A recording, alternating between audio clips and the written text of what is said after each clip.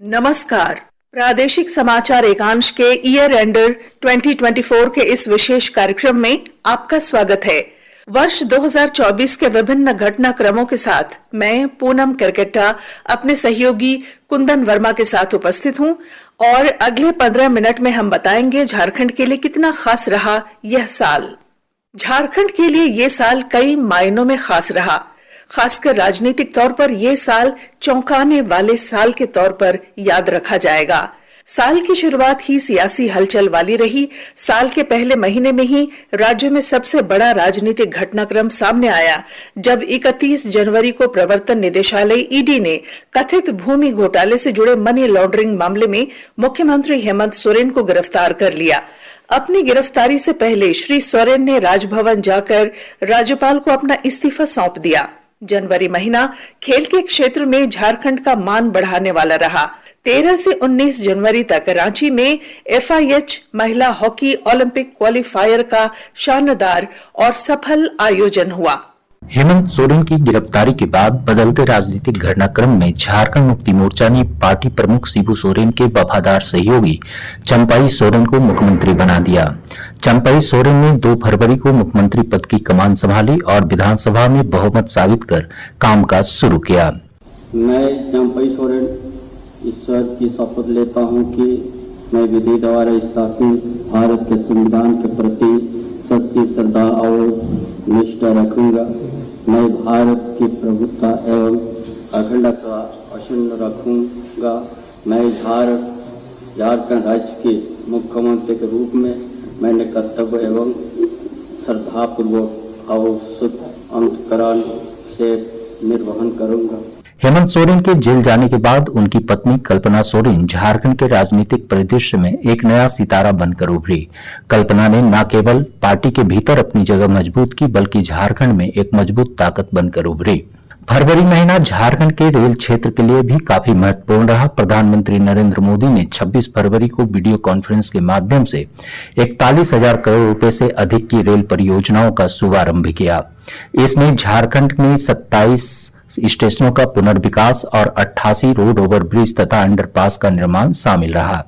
इससे पहले श्री मोदी ने 25 फरवरी को गुजरात के राजकोट से झारखंड के 7 जिलों में 9 स्वास्थ्य परियोजनाओं की ऑनलाइन आधारशिला भी रखी। 28 फरवरी को राष्ट्रपति द्रौपदी मुर्मू का भी झारखंड आगमन हुआ। उन्होंने रांची में झारखंड केंद्रीय विश्वविद्यालय के 3रे दीक्षांत समारोह को संबोधित किया। राजनीतिक उतार चढ़ाव के बीच ही प्रधानमंत्री नरेंद्र मोदी ने झारखंड का दौरा किया और धनबाद के सिंदरी में 35,700 करोड़ रुपए की विकास परियोजनाओं का उद्घाटन और शिलान्यास किया। झारखंड के भाइयों और बहनों, जोहार। आज झारखंड को 35,000 करोड़ रुपए से अधिक की योजनाओं का उपहार मिला है। मैं अपने किसान भाइयों को, मेरे आदिवासी समाज के लोगों को और झारखंड की जनता को इन योजनाओं के लिए बहुत बहुत बधाई देता हूं। साथियों, आज यहां सिंदरी उर्वरक कारखाने का लोकार्पण किया गया है। मैंने संकल्प लिया था कि सिंदरी के इस खाद कारखाने को जरूर शुरू करवाऊंगा। ये मोदी की गारंटी थी। इस बीच चंपाई सोरेन के नेतृत्व में राज्य में बनी सरकार ने मार्च महीने में अपने मंत्रिमंडल का विस्तार किया। इसके बाद चंपाई सोरेन मंत्रिमंडल ने राज्य के बिजली उपभोक्ताओं के लिए 125 यूनिट बिजली मुफ्त देने की घोषणा की। मार्च महीने में ही 21 तारीख को झारखंड से राज्यसभा की 2 सीटों के लिए चुनाव संपन्न हुआ और झामुमो के सरफराज अहमद और भाजपा के प्रदीप वर्मा निर्विरोध निर्वाचित हो गए। अप्रैल महीने में कोई बड़ी राजनीतिक घटना तो नहीं हुई, लेकिन राज्यपाल CP राधाकृष्णन ने झारखंड विधानसभा द्वारा भेजे गए झारखंड वित्त विधेयक को चौथी बार वापस लौटाकर एक नई चर्चा छेड़ दी। इस महीने नक्सलियों के खिलाफ चलाए जा रहे राज्यव्यापी अभियान में पुलिस को एक बड़ी सफलता मिली जब पश्चिमी सिंहभूम जिले में प्रतिबंधित नक्सली संगठन भाकपा माओवादी के 15 नक्सलियों ने पुलिस के समक्ष आत्मसमर्पण कर दिया। इसी महीने 30 तारीख से रांची में हॉकी इंडिया की ओर से राष्ट्रीय महिला हॉकी लीग के पहले चरण की भी शुरुआत हुई। मई महीने में राज्य की चंपाई सोरेन सरकार को तब बड़ा झटका लगा जब ग्रामीण विकास मंत्री आलमगीर आलम को धन शोधन मामले में ईडी ने गिरफ्तार कर लिया। इससे पहले उनके पीएस और नौकर के घर छापेमारी कर ईडी ने 31 करोड़ रुपए नगद बरामद किए थे। इसी महीने झारखंड में लोकसभा के लिए 3 चरण के चुनाव भी संपन्न हुए। लोकसभा चुनाव संपन्न होने के बाद जून माह में प्रधानमंत्री नरेंद्र मोदी की नई कैबिनेट में झारखंड के अन्नपूर्णा देवी और संजय सेठ को जगह दी गई। मैं अन्नपूर्णा देवी ईश्वर की शपथ लेती हूँ कि मैं विधि द्वारा स्थापित भारत के संविधान के प्रति सच्ची श्रद्धा और निष्ठा रखूंगी। मैं भारत की प्रभुता और अखंडता अक्षुण्ण रखूंगी। मैं संघ के मंत्री के रूप में अपने कर्तव्यों का श्रद्धापूर्वक और शुद्ध अंतःकरण से निर्वहन करूंगी। मैं संजय सेठ ईश्वर की शपथ लेता हूं कि मैं विधि द्वारा स्थापित भारत के संविधान के प्रति सच्ची श्रद्धा और निष्ठा रखूंगा। मैं भारत की प्रभुता और अखंडता को अक्षुण्ण रखूंगा। मैं संघ के राज्य मंत्री के रूप में अपने कर्तव्यों का श्रद्धापूर्वक और शुद्ध अंतःकरण से निर्वहन करूंगा। अन्नपूर्णा देवी को केंद्रीय महिला एवं बाल विकास मंत्री बनाया गया तो संजय सेठ को रक्षा राज्य मंत्री की कमान सौंपी गई। इसी बीच रांची के होटवार जेल में बंद पूर्व मुख्यमंत्री हेमंत सोरेन को झारखंड हाईकोर्ट ने जमानत दे दी और वे जेल से बाहर आ गए। नीट पेपर लीक मामले के तार झारखंड से भी जुड़े और सीबीआई ने हजारीबाग स्थित ओएसिस स्कूल के प्राचार्य एहसानुल हक और उप प्राचार्य मोहम्मद इम्तियाज को गिरफ्तार कर लिया। इसी दौरान भारतीय महिला हॉकी टीम के राष्ट्रीय कैंप के लिए राज्य की 5 खिलाड़ियों नीरू कुल्लू, रजनी किरकेट्टा, निशा मिंज, बिनीमा धान और निराली कुजूर का चयन किया गया। इस वर्ष 4 जुलाई को एक बार फिर झारखंड में नेतृत्व परिवर्तन हुआ और झारखंड मुक्ति मोर्चा के कार्यकारी अध्यक्ष हेमंत सोरेन ने तीसरी बार मुख्यमंत्री के रूप में शपथ ली। राज्यपाल सीपी राधाकृष्णन ने श्री सोरेन को राजभवन में पद और गोपनीयता की शपथ दिलाई। मुख्यमंत्री पद की शपथ लेने के बाद हेमंत सोरेन ने 8 जुलाई को झारखंड विधानसभा के विशेष सत्र में विपक्ष के वॉकआउट के बीच विश्वास मत हासिल कर लिया। विश्वास मत हासिल करने के बाद मुख्यमंत्री हेमंत सोरेन ने उसी दिन अपने मंत्रिमंडल का विस्तार किया। राजभवन में आयोजित शपथ ग्रहण समारोह में 11 विधायकों को राज्यपाल सीपी राधाकृष्णन ने मंत्री पद की शपथ दिलाई। नए मंत्रिमंडल में झामुमो कोटे से बैद्यनाथ राम और कांग्रेस कोटे से डॉक्टर इरफान अंसारी तथा दीपिका पांडे सिंह को नए चेहरे के रूप में शामिल किया गया। बसंत सोरेन और बादल को इस बार मंत्रिमंडल में जगह नहीं दी गई। इसी महीने देश के गृह मंत्री अमित शाह का झारखंड दौरा हुआ और उन्होंने रांची में भाजपा के विस्तारित बैठक को संबोधित किया। इसी महीने झारखंड हाईकोर्ट के न्यायाधीश सुजीत नारायण प्रसाद को कार्यवाहक मुख्य न्यायाधीश नियुक्त किया गया।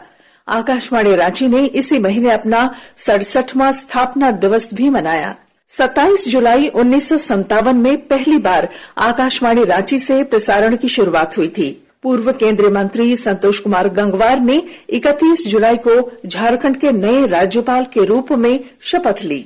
मैं संतोष कुमार गंगवार ईश्वर की शपथ लेता हूं। मैं श्रद्धा पूर्वक झारखंड के राज्यपाल के पद का कार्य पालन करूंगा तथा अपनी पूरी योग्यता से संविधान और विधि का परिरक्षण, संरक्षण और प्रतिरक्षण करूंगा और मैं झारखंड की जनता की सेवा और कल्याण में निरत रहूंगा। धन्यवाद। विश्व आदिवासी दिवस के मौके पर रांची में 2 दिवसीय झारखंड आदिवासी महोत्सव का आयोजन किया गया। राज्यपाल संतोष गंगवार और मुख्यमंत्री हेमंत सोरेन ने इसका उद्घाटन किया। हमारे राज्य में ये विश्व आदिवासी दिवस तीसरी बार मनाया जा रहा है और हर बार एक नई उत्साह, नई ऊर्जा के साथ हम सब यहाँ एकत्रित होते हैं। आज सिर्फ आदिवासी दिवस सिर्फ इसी जगह ही पर हम लोग नहीं एकत्रित हैं, बल्कि राज्य के अलग अलग कोने में, अलग अलग जगहों पर, कोई छोटे रूप में, कोई बड़े रूप में आज इस दिन का उत्साह मना रहा है। अगस्त का महीना राज्य के किसानों के लिए खुशियां लेकर आया। राज्य सरकार ने प्रदेश के किसानों के 2 लाख रुपए तक का ऋण माफ करने का फैसला किया। मुख्यमंत्री हेमंत सोरेन ने 18 अगस्त को पाकुड़ से झारखंड मुख्यमंत्री मैया सम्मान योजना का शुभारंभ किया। इस बीच राज्य के पूर्व मुख्यमंत्री और जल संसाधन मंत्री चंपाई सोरेन ने झामुमो से बगावत कर दी और वे अपने समर्थकों के साथ भाजपा में शामिल हो गए। चंपई सोरेन के इस्तीफे के बाद झामुमो से घाटशिला के विधायक रामदास सोरेन को हेमंत मंत्रिमंडल में 12वें मंत्री के रूप में शामिल किया गया। शिक्षक दिवस पर राष्ट्रपति द्रौपदी मुर्मू ने नई दिल्ली के विज्ञान भवन में एक समारोह में बोकारो की चंदन क्यारी स्थित +2 हाई स्कूल की शिक्षिका डॉक्टर आशा रानी को राष्ट्रीय शिक्षक पुरस्कार 2024 से सम्मानित किया। इस बीच उत्पाद सिपाही की बहाली के दौरान 12 अभ्यर्थियों की मौत को लेकर खूब राजनीतिक घमासान हुआ। सितंबर महीने में एक बार फिर प्रधानमंत्री नरेंद्र मोदी का झारखंड दौरा हुआ और उन्होंने जमशेदपुर से झारखंड के 1,13,000 से अधिक लाभार्थियों को पीएम आवास योजना की पहली किस्त जारी की। इस दौरान श्री मोदी ने टाटानगर स्टेशन से 6 वंदे भारत एक्सप्रेस रेलगाड़ियों को झंडी दिखाकर रवाना भी किया। केंद्रीय गृह मंत्री अमित शाह और रक्षा मंत्री राजनाथ सिंह भी झारखंड पहुंचे और चुनावी अभियान का शुभारंभ किया। इसी महीने राष्ट्रपति द्रौपदी मुर्मू ने रांची के नामकुम में भारतीय कृषि अनुसंधान परिषद ICAR के राष्ट्रीय द्वितीयक कृषि संस्थान NISA के शताब्दी समारोह को संबोधित किया। विधानसभा चुनाव की तैयारियों की समीक्षा के लिए भारत निर्वाचन आयोग की टीम भी इस महीने झारखंड पहुंची। टीम में मुख्य चुनाव आयुक्त राजीव कुमार भी शामिल हुए। न्यायमूर्ति MS रामचंद्र राव ने 25 सितंबर को झारखंड हाईकोर्ट के मुख्य न्यायाधीश पद की शपथ ली। झारखंड हाईकोर्ट ने इसी महीने विधानसभा नियुक्ति घोटाले की जांच CBI को सौंप दी। चुनाव आयोग ने अक्टूबर महीने में झारखंड में 2 चरणों में विधानसभा चुनाव की तारीखों की घोषणा कर दी। इसी बीच राज्य सरकार ने 21 खेलों में पदक जीतने वाले झारखंड के 539 खिलाड़ियों को 4 करोड़ 32 लाख रुपए का कैश अवार्ड देकर सम्मानित किया।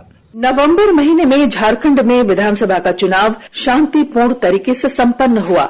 झामुमो ने कांग्रेस, राजद और वाम दलों के साथ मिलकर चुनाव लड़ा और चौथी बार हेमंत सोरेन रिकॉर्ड 56 सीटें जीतकर सत्ता में उन्होंने वापसी की। 28 नवंबर को राज्यपाल संतोष कुमार गंगवार ने श्री सोरेन को पद और गोपनीयता की शपथ दिलाई। मैं हेमंत सोरेन सत्य निष्ठा से प्रतिज्ञा करता हूं कि मैं विधि द्वारा स्थापित भारत के संविधान के प्रति सच्ची श्रद्धा और निष्ठा रखूंगा। मैं भारत की प्रभुता एवं अखंडता अक्षुण्ण रखूंगा। मैं झारखंड राज्य के मुख्यमंत्री के रूप में अपने कर्तव्यों का श्रद्धापूर्वक और शुद्धि अंतःकरण से निर्वहन करूंगा तथा मैं भय या पक्षपात, अनुराग या द्वेष के बिना सभी प्रकार के लोगों के प्रति संविधान और विधि के अनुसार न्याय करूंगा। 5 दिसंबर को मुख्यमंत्री हेमंत सोरेन ने मंत्रिमंडल का विस्तार किया। झामुमो की ओर से सुदीप्य कुमार, दीपक बिरुआ, रामदास सोरेन, चमरा लिंडा, योगेंद्र प्रसाद और हफीजुल हसन को कैबिनेट में जगह दी गई, जबकि कांग्रेस से राधा कृष्ण किशोर, दीपिका पांडे सिंह, शिल्पी नेहा तिर्की और इरफान अंसारी ने मंत्री पद की शपथ ली। राजद के संजय प्रसाद यादव को भी मंत्री पद की शपथ दिलाई गई। इसी महीने 6ठी झारखंड विधानसभा के पहले सत्र का आयोजन हुआ। 4 दिनों तक चले इस सत्र में राज्यपाल के अभिभाषण के साथ 11,697 करोड़ 45 लाख रुपए के दूसरे अनुपूरक बजट को सदन ने मंजूरी दे दी। इस सत्र में सभी नवनिर्वाचित विधायकों ने शपथ ग्रहण किया और नाला विधायक रविंद्रनाथ महतो को विधानसभा का अध्यक्ष चुना गया। वर्ष 2024 झारखंड में प्रतियोगी परीक्षाओं की तैयारी करने वालों के लिए भी काफी उतार चढ़ाव भरा रहा।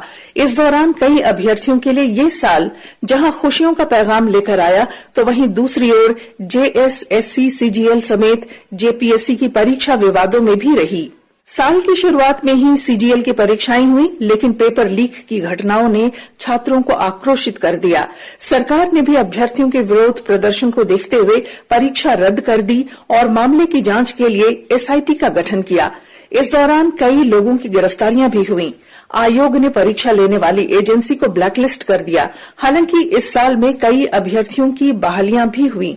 इसके अलावा झारखंड के खिलाड़ियों ने राष्ट्रीय और अंतर्राष्ट्रीय मंचों पर अपनी छाप छोड़ी, जिससे राज्य को गौरव मिला और यह प्रदर्शित हुआ कि इस क्षेत्र की प्रतिभाएं भी इसके राजनीतिक परिदृश्य की तरह ही विविध हैं। इसके साथ ही आज का ये खास कार्यक्रम समाप्त होता है। नव वर्ष की शुभकामनाओं के साथ मैं पूनम केरकेट्टा अपने सहयोगी कुंदन वर्मा के साथ आपसे इजाजत लेती हूँ। नमस्कार।